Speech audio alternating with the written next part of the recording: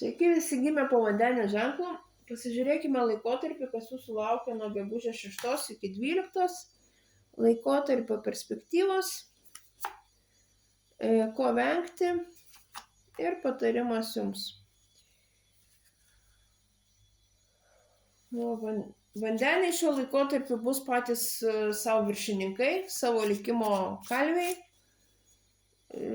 Iš tikrųjų, viskas priklausys tik nuo jūsų, taip kad susiimkite, imkite savo gyvenimą į rankas ir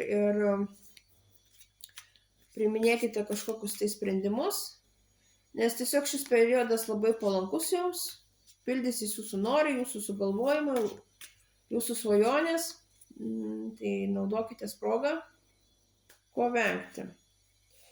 Venkit atsiribojimo nuo aplinkos, nuo nenorėjimo bendrauti, nuo žmonių neprisileidimo. Tiesiog šiuo metu tai yra blogas sprendimas ir galit gana prarasti daug pasiūlymų ir daug šansų praleisti. Ir patarimas jums, nebijokite pradėti kažką naujo, leiskite savo pasijausti vaiku,